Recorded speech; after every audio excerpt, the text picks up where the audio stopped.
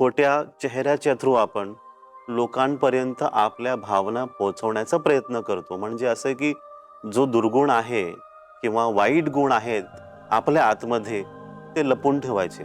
ही जी आपली खोटी ओळख आहे त्याला आपल्याला सोडून द्यायचं आहे, त्याचा त्याग करायचा आहे आणि तुमची जी खरी ओळख आहे, सत्य स्वरूप, त्याला पकडायचं आहे. आणि ते कसं पकडणार आपण?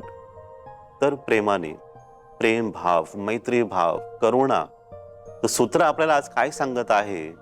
रडो महान प्रती, हसे भक्ती. खूपच सरळ एक समीकरण तुम्हाला सांगितलेलं आहे.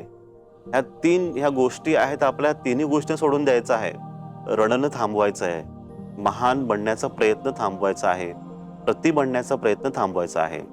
प्रेम, भक्ती, करुणा, मैत्री, तुम्ही ह्यांचा जीवनात स्वीकार करा. तुमच्या आतमध्ये तुम्हाला शांती, मुक्ती त्याच क्षणी अनुभवण्यास मिळते.